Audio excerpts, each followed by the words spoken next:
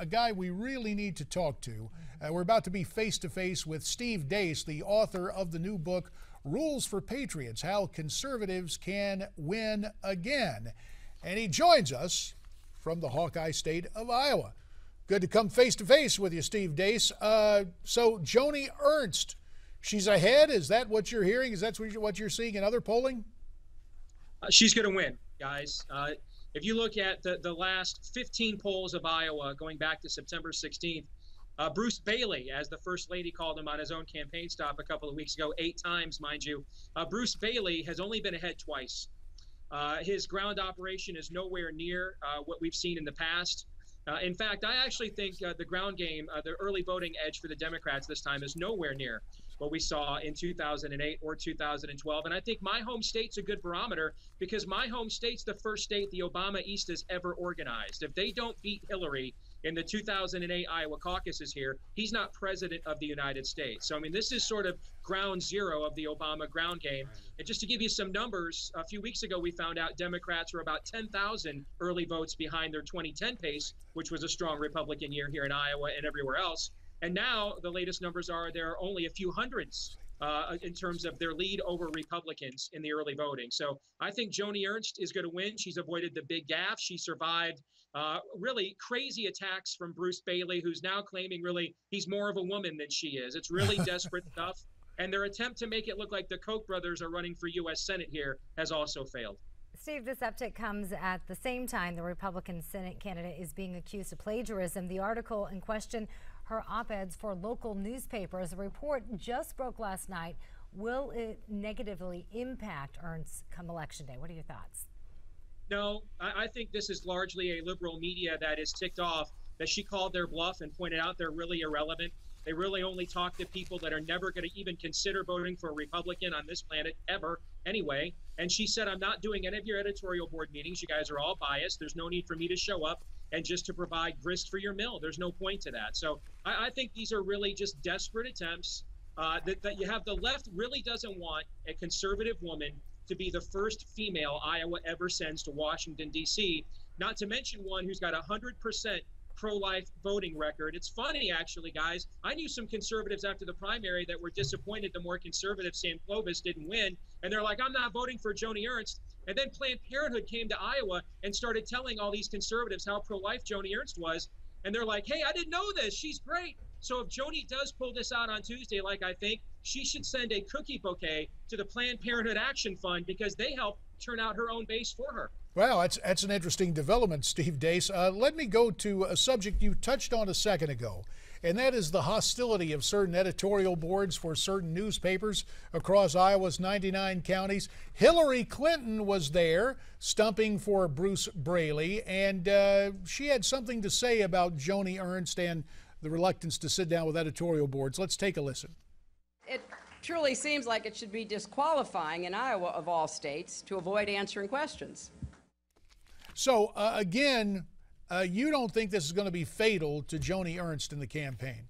Oh, no. People love it.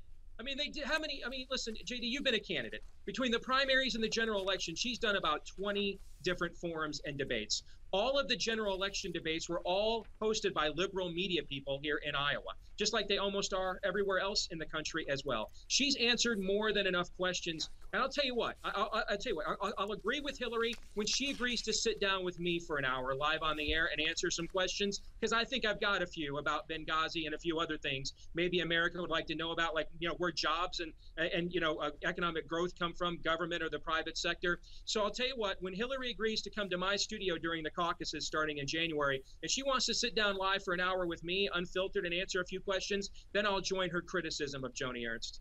So, Steve, now for the big question. Do you think Hillary Clinton's going to run? I think there's no question that Hillary Clinton is going to run. And I think if the Democrats were smart, they would take a lesson from what happened here to Bruce Bailey. And that is, he didn't have a primary opponent.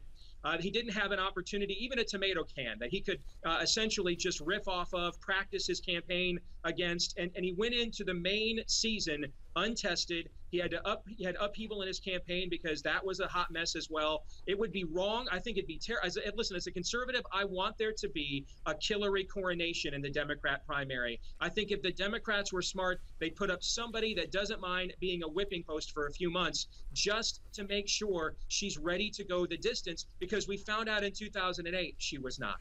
Got a couple of minutes left. Let's take a look at the Republican side, because Hillary's been there for the Democrats. Whole lot of Republicans coming into your state because of your First in the Nation caucuses. What are you seeing on the Republican side? Well, on the Republican side, what we typically see in Iowa is the conservative base versus the establishment candidate.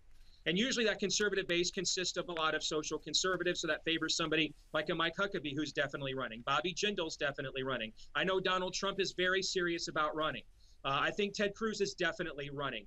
And I think Cruz is the candidate to watch, because he has an opportunity to put together the sort of coalition that, frankly, we've not seen in the Republican Party, JD, since Reagan. A real unification of social conservatives, limited government conservatives, and national defense conservatives. What we've seen the last two primary cycles is these groups have splintered behind their candidate that they thought was best with the priorities they cared the most about. And that allowed a weak establishment corporatist Republican to get 28 to 35% and win pluralities in these primaries, and then go on and lose the general election. So it'll be interesting to see if Cruz or someone else can emerge and actually coalesce the conservative grassroots, something we probably haven't seen since George W. Bush in 2000 when he tried to do it, and he did it successfully. Steve, real quickly, only 20 seconds remaining. Which races do you think are the true toss-ups for the midterms? To me, I agree with the preceding guest. I think Georgia is a true toss-up. I think Kansas is a little overrated. I'll believe that independents going to pull out that kind of get-out-the-vote effort on Election Day when I see it. And I'd love to see it. I'd love to see more third-party and challenging candidates. I'm a conservative. I believe in decentralization and competition. But I think that is a true toss-up. And I'd keep a close eye on New Hampshire on election night. Scott Brown is not necessarily a conservative, but he has done one of the best jobs this cycle of drawing distinctions between he and his Democrat opponent. And we will have to leave it right there. Steve Deace, we thank you so much for your time, and America's Forum will continue following this Newsmax Now update.